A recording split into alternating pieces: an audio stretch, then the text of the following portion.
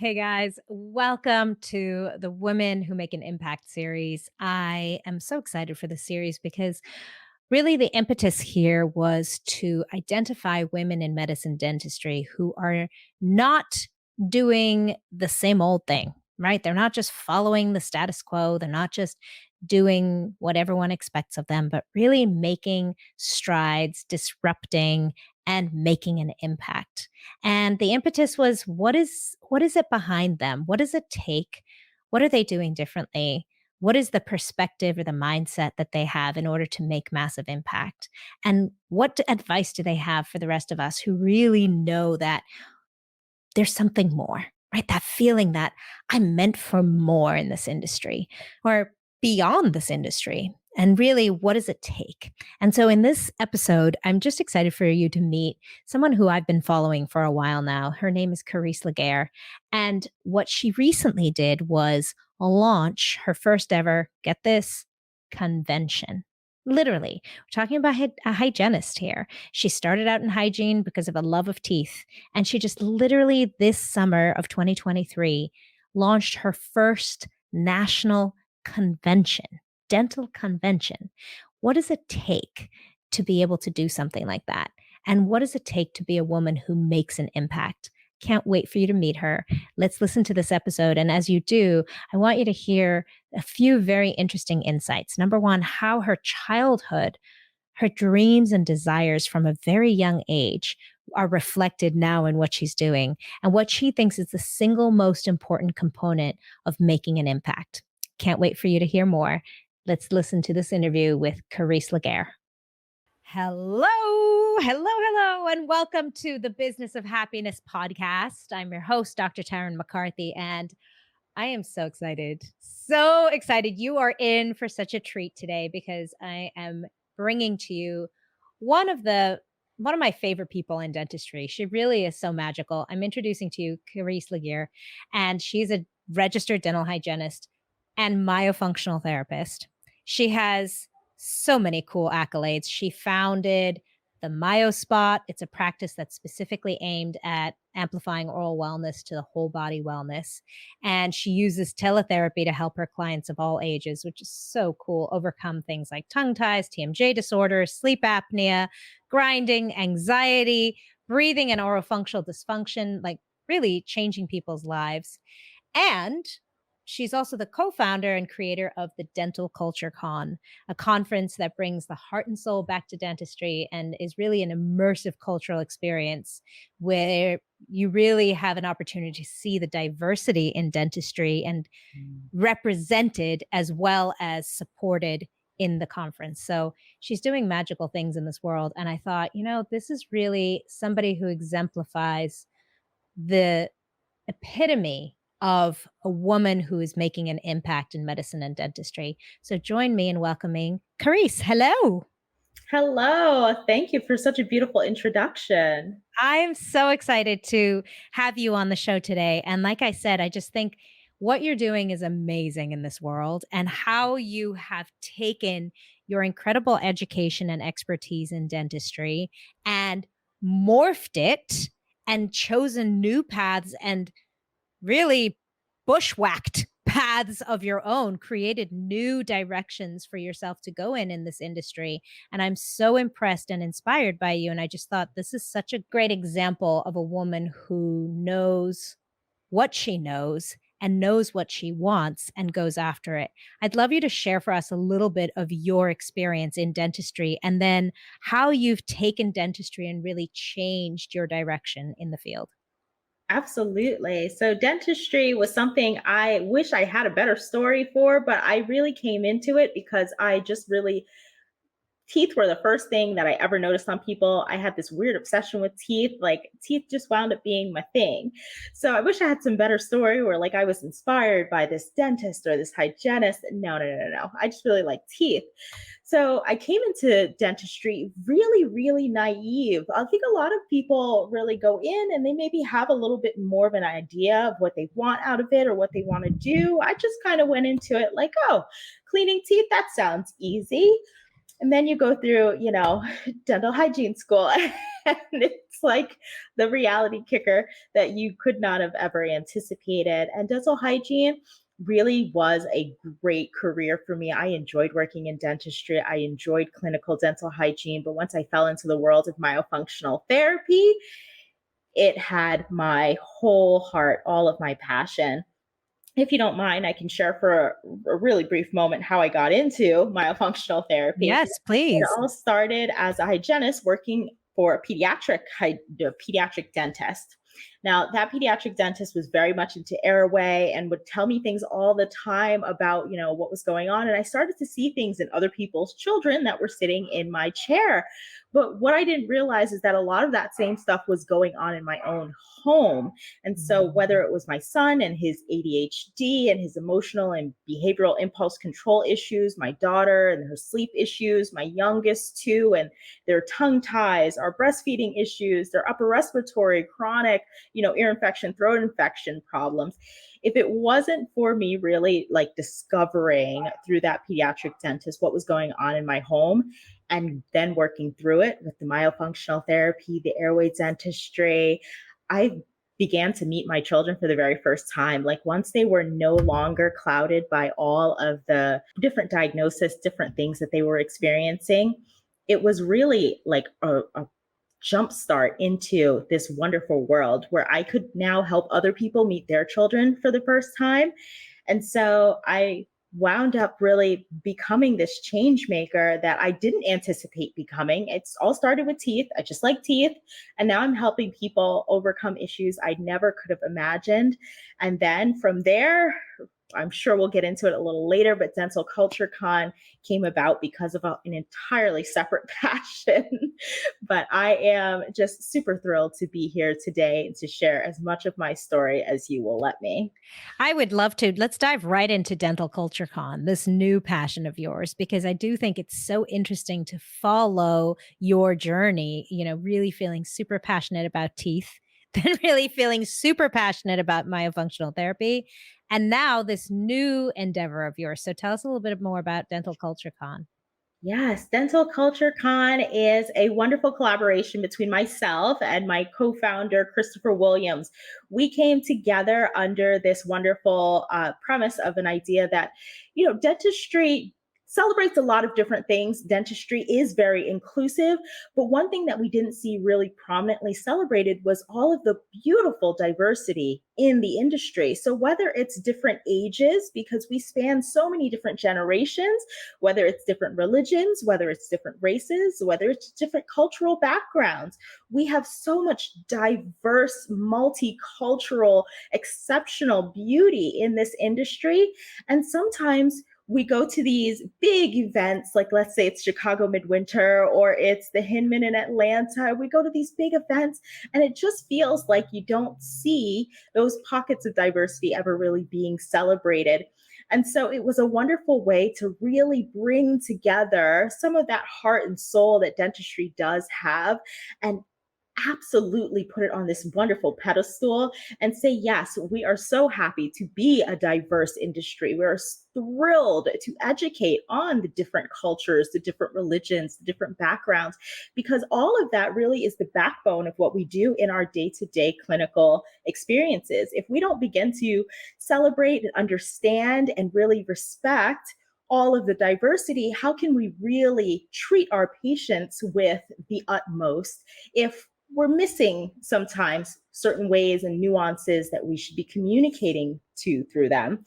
If we're missing certain things that might be culturally a part of their traditional home care, there may be certain cultures where using a CWAC is the thing. And we maybe need to learn how to speak to that and speak to those cultures. We can't just hand everybody, an electric toothbrush and think that that's going to be the thing that jumpstarts them. So sometimes there's all these different things, and there's so much beauty in all the differences that we have that it really was a beautiful creation that will enable us to all celebrate dentistry in such a different way. And so I'm so passionate about the Dental Culture Con. We're going to be having the live event next year, September 26th and 27th, and in Miami. I don't know if you've ever been to Miami. Have you been to Miami, Taryn? Absolutely. It's wild. It's wild. It's wild, but it's also such a big cultural It hub, really is. It right? really is. So Mhm. much Latino culture, so much diversity. There's so much to dive into there. So we're hoping to provide a really great experience that can also Mm. educate. So there'll be CE, there'll be all of that other boring stuff, but we're definitely going to dive into culture and celebrate each other and all of our beautiful differences and how we can use that to amplify our practices. So I want you to take me back because as we're looking at this women who make an impact, there was a moment where you felt like you needed to make a bigger impact. And I want you to take me back to that moment. It can be anywhere along your journey, but I want you to tell me about that realization that doing hygiene chairside was not going to be your forever story. And I want you to take me back to that moment where you realized you needed to have a bigger impact. Absolutely. Well, I think there is a very distinct moment in my mind that I always think back to.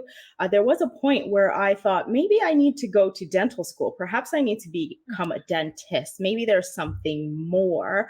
There was a patient who was in my chair who spoke a separate language from me. However, they spoke enough English that we were able to communicate. And at the end of our appointment, after talking through, and we really got to communicate through a lot of the Google Translate app. So we're on our phones, or I'm on his phone typing in things. He's typing in things back to me. And after all of the education, he really felt like he was heard and he was understood. And he told me that he had a vision and that that's his thing. He's clairvoyant or he has these visions. And in his vision, he saw me as a doctor, impacting people, impacting lives, and helping people get to the next level. And I didn't know what that meant. And I said, oh, okay, maybe I'm supposed to be a dentist. Maybe I'm supposed to like rethink this whole thing. And that was back in 2014. And I really didn't know what to do with that information at that time. But it really did converge with when I met and started to learn more about airway dentistry through that pediatric dentist. And I really feel like at that moment, once those two things started to happen around the same time, I said, I think that there is something more for me, that maybe this is not mumbo jumbo. This is like a Mhm. real vision he had where I am impacting people in a greater way. And so it just didn't come through going to dental school, thankfully. Yeah, fascinating. I I'm also having this very interesting question I wanna ask you is, what did you wanna be when you grew up? When you if we go back in time to little Karese, around 6 or 8 years old, what was it that you dreamt of being back then? Can I tell you that it might sound like these two things don't really go together, but in my like 6 or 7 year old mind, it really did. I always wanted to be two things: a choreographer, so really into dance, and president. I love those, by the way. First of all, let's just imagine for a moment a dancing president. I do think we need one of those. That I might just be do. the answer to all our problems. So, with the nervous system regulation of dancing, that dentist would be amazing. Okay, so very cool. Tell me more. I have always been obsessed with like presidential races and all sorts of things. And so even when I was little, like very, very little, I remember like Bush administration and then leading into Clinton and all sorts of things. I really was obsessed with those things. Like those So were the cool. things that really took over my mind when I was in elementary school. None of the other kids were talking about it. Of course, I'm the weird kid on the playground that's trying to figure out like, who do you guys think we should vote for? Because we did faux elections in my elementary school. So that for me just always became like, you know what? I could do that one day. One day I want to be in these races. I want to be president of the United States.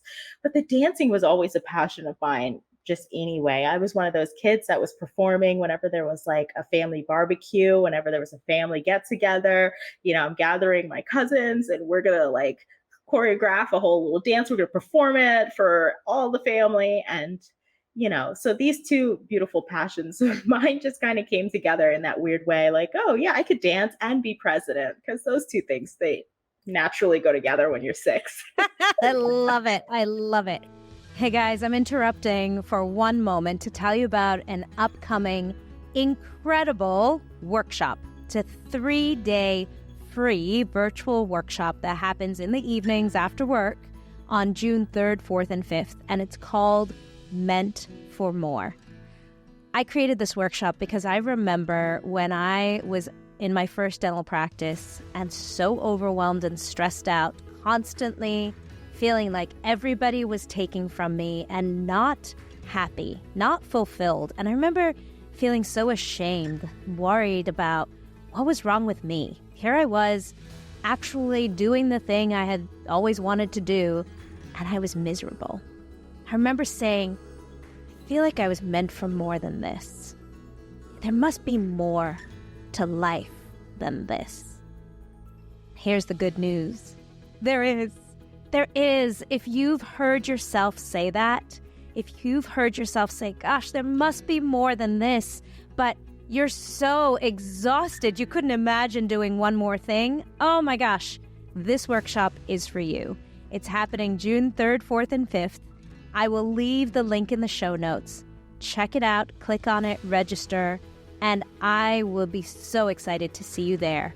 You are not alone, and you most definitely were meant for more. So it's so interesting. I love to ask this question because very often those passions that were deep seated in us as children are later reflected in the things that we do. So, is there any part of it that you see now as a reflection in what you've chosen to do in your life? I think that, yes, definitely with the dance, absolutely. It is something that is it's coming from within. You are really planning and you're putting forth yourself to the world, right?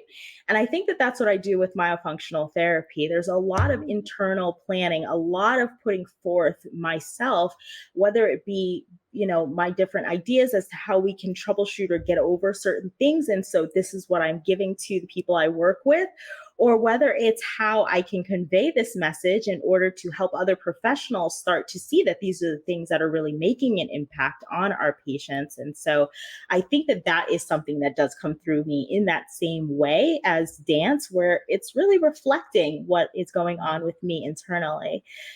President, I don't know. I haven't put together the pieces for that yet, but you never know. I don't rule it out. Yeah. I wonder what was the component of presidency that was so inspirational to you? What part of being president was calling you? I think the part of it where we have the ability as the president to really make an impact on the world. I think I thought that at some point we were going to get a president that would have established world peace. And if we didn't, that was supposed to be me. And who knows? I mean, I really do genuinely feel like once we get a woman in there, so it doesn't have to be me, but once we get a woman in there, we'll be on that track Yeah. to world peace. But that was the big thing for me, is that being president of the United States came with a certain ability to do things to make a positive change. And so Yeah. that was my goal there. And, for me, in terms of what you're doing now, that is reflected in making actual change in people's lives, not just prolificating or pontificating about what could happen, but actually making real change in people's lives that you saw so beautifully reflected in your own family. Yes, Mm. absolutely. Mhm. Absolutely. What do you think it takes to make an impact? What do you think, here I know you've had this great adventure with Dental Culture Con. You had your first Dental Culture Con happen this summer, and you have number 2 happening next year, which will be your first live.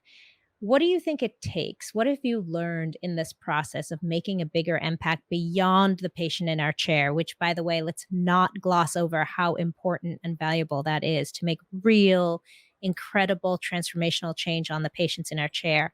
But when you're looking at making a broader impact in the profession, now stepping into CultureCon, impacting more providers, what do you think it takes? What have you noticed it takes as far as your experience is concerned? I've noticed that it takes a lot of passion. If you are not passionate about some of these things, I think people feel within you, if it's disgenuous or if it's something that you are actually really passionate about. Mm, Passion, I feel, is contagious. Not that you will make other people as passionate as you are, but you will definitely get them to listen or to be more aware if you are exuding this passion. It's like, ooh, what are they so excited about? I want to know more about it. When mhm, something is exciting to someone, it does make my ears perk up. And, I want to know what's going on. How does this make you so happy? Is this something I need to look more into? So I think big part of making a change is absolutely being passionate about what you're trying to change. Therefore, you can convey that. I think the second part of it is really just being willing to make it a positive experience. So when I say that we're trying to celebrate diversity in dentistry, mm, I'm not trying to beat you over the head with it. Like, mm. okay, come get these CEs. They're mandatory. You need to know about this and blah, blah, blah. No, let's celebrate. Let's have a party. Let's learn. Let's educate. Let's really get excited about these things because who doesn't love to be immersed in something that is fun? And the more you can make it fun, the more you can really engage people and therefore show off that passion. But I think those are the two biggest things. You've got to make it exciting because everybody just wants what's in it for them, right?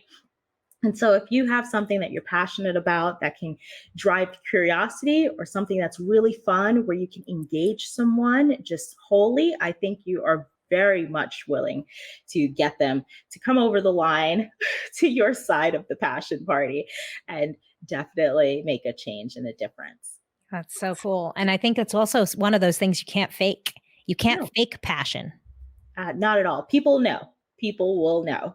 Yeah, absolutely. Now, there was a moment as well where I'm sure you were sitting thinking about this idea and you thought, well, this would be so exciting. And was that always easy for you? You just had this vision of CultureCon and thought, let's just put one foot in front of the other. Let's get Chris on board. Let's make this thing happen. Or were there moments there of really facing self doubt and fear? I think self doubt and fear always come in. There's no way to avoid that. I think I am just the type of person who just pushes through. So when Chris and I came together and we talked about this, I feel like I'm the one who's kind of like okay, we can do this no matter what, and Chris is kind of the one who's like, oh well, maybe we need to consider this and this, and I'm like, oh well, it'll all come together and let's just keep going. I love that. See, now it's beginning to make more sense. The little girl who thought, "I could be president of the United States." Who are you kidding? Of course I got a shot at that. Now I'm beginning to see that same just drive and expectation that everything's gonna be amazing. That's a real strength of yours, Carice. Thank you, thank you. I try to keep it going. It's difficult because I'm not going to lie. Are times where you do have doubt, but I don't know. Something in me just suppresses that, and it's like, don't think about that anymore. It's going to be awesome. Just keep going. Who did you have to become to be the woman that holds a dental conference in Miami for thousands of dentists and hygienists and auxiliary staff in dentistry? Who did I have to become? Ooh, that's a thought invoking question. I think I had to really become someone who is able to push through. Honestly, I Mm, mean there are lots of barriers that could stand in the way of something like that. I think there's a lot of mental barriers too. A lot of We are type A people when we're in dentistry, where you feel like you have to have certain credentials, you have to have certain things in order to do things. If somebody told me I needed to have a special certificate in order to be able to hold a conference that celebrates dentistry, I probably would say, I probably don't need that. And I would push through. It's difficult because it does challenge that type A personality of me that's like, I need this in order to do that. mm. The achievement based part of you. Yeah. Yeah. Mhm. Yeah. But I think that that's who I had to become. I had to become this person who's like, look, if these things are going to get done and I'm in a world where I'm not seeing it done, I have to be a change maker. I have to push through and do these things, regardless of whatever credentials or capabilities or history I have in doing that or lack thereof in doing that thing that I want to do. I just have to push through and keep doing it. Yeah, that's beautiful. What I love about your story is the identification of there is no celebration of this right now. And instead of just demonizing that fact or making it a problem, saying, no, this is going to be me, I'm going to be the one who celebrates the diversity that is there. Yes, absolutely. Yeah, that's really cool. That's really cool. Now, this is an interesting question because I'm not sure how you're going to answer, how you're going to respond, but have you possibly, but how have you censored or held yourself back in the past? Here's this little girl who wanted to be president and, continues to just dream something big like holding an entire conference and then making it happen. How have you censored yourself in the past? I have a lot of different ideas. I have a lot of different things that I want to do. And I think all of my ideas come hard, they come fast, and I really just want to implement, implement, implement. Mm. So I think in just doing the handful of things that I'm doing now, although my list of things is still quite a lot, I think in just doing those and trying to focus and give my best efforts to these few things, that's how I'm censoring myself in the greatest way I possibly could, because I feel like there's so much more I want to do, so much more I'd like to implement, like right away, hard and fast. Thought comes into brain and I just want to go and 100%. I think the way that I've censored myself is really by stopping myself from doing all the things and limiting myself to, like, okay, you can do no more than maybe five. So Mm. take your five best ideas and your five best things and do those. No, that's fascinating. Yeah. That makes a lot of sense. A very multi-passionate person who feels so passionately about everything. Which one takes priority? Exactly. How do And you s- even, yeah. yeah, how do you even know? So, what do you think still needs to happen for you? What changes in you still need to happen in order for you to step into that next version of yourself? Ooh, I am a control freak. So I think I need to let Mhm. go of some control. I need, to be able to delegate better. Delegation is a very important role as you're trying to grow. So I think that that's definitely going to be on the top of my list of things that need to change in order, and as well as patience. I think patience is essential. Patience is something I want to try to work on having as well. When I've got like 50 ideas in my mind and I'm limiting myself to five, I kind of want to just like, all right, let's get through these five so I can get to another another one of my 50 things that it's on the back burner. Just having patience, like all things with due time. And I really think that the more I work on patience and delegating things, the happier I will be, because, it will take a little bit off of my plate, my mental load, definitely too. Yeah, and definitely both of those are skills that I'm sure you've been harnessing. One of the things you might not know about Carice is she's also the mother of four, Yes. which patience and delegation are two priorities in being a mother of four. I can only imagine. Absolutely. I mean, even in the household, that whole issue of control and like, I want the laundry done a certain way and I want this done a this way. And Mm. having all of these children and you're delegating tasks to them. And then, of course, they never do it the way you want them to, right? Do they ever clean their rooms to your standards? Do they ever fold things the right way? Do they ever do? They don't do anything the way you want it to. So it's definitely a test of my patience. There you go. And control or lack Absolutely. thereof. Absolutely. Absolutely.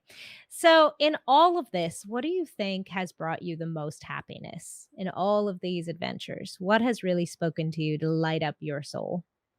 What lights up my soul is when I get a story that I've made a difference in Mm. someone's life in some way, shape, or form. The ripple effect is the biggest thing for me. So, whether it be with my work in myofunctional therapy, through my practice, the Myo Spot, and I have these clients who are giving me all these wonderful feedbacks, their stories of transformation, those parents who get to meet their children for the first time, all of the triumph and the wonderfulness, that really is absolutely amazing. Or through our very first dental culture con, where we're getting the messages where people feel so inspired, or they feel like, wow, I really felt heard for the first time. Somebody understands what it was that I had to experience, or what it was that is my cultural impact that I've now Mm. had an influence on in the dental industry now, because it's been heard by other people. I mean, I think that these are the things that really do light me up. They really make me feel like, oh, it is all coming together. all of it is coming together. Yeah, so cool. So to me, more and more, this relates to your desire to be president, having actual change in people's lives and being the leader of that change. Yes, absolutely. Yeah, it's I really mean, we could cool. still aim for president though. Yeah, let's not let that go. I'm not saying we should ever give up on that because Carice for president sounds amazing to me.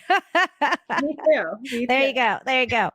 As we leave here, Carice, thank you. I just want to say thank you for everything you do. And thank you for having this beautiful, passionate spirit and for not allowing any of the stories or narratives to stop you from reaching for bigger and bigger and making more of an impact. I just honor, women like you and you in particular who have the courage and have the know how and the brilliance and the inspiration to do so and to make changes in our lives. So thank you.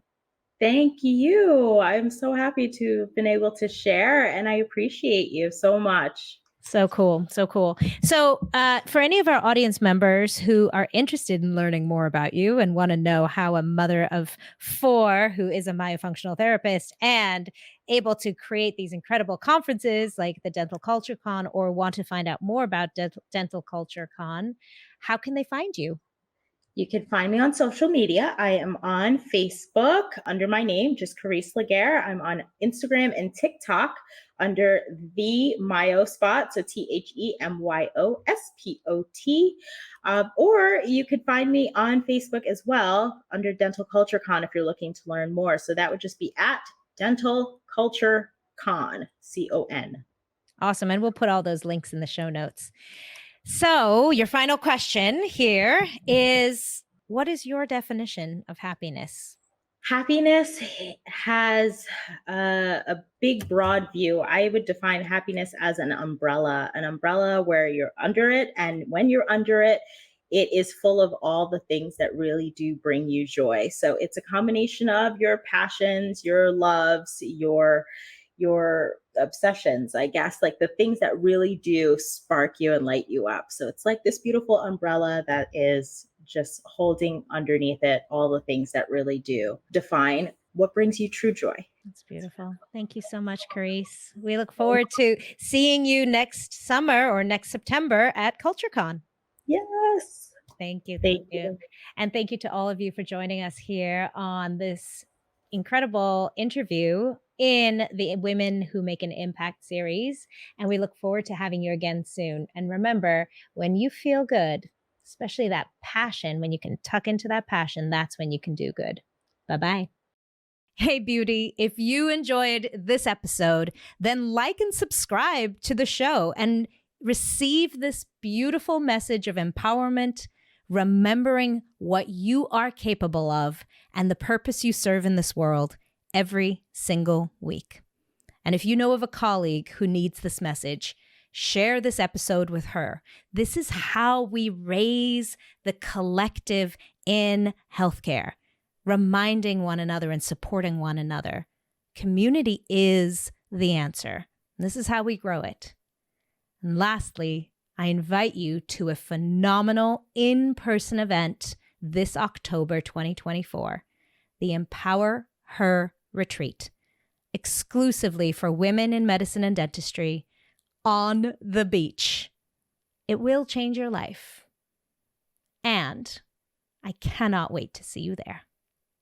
Check out the details in the show notes and have a phenomenal day remembering that you are enough.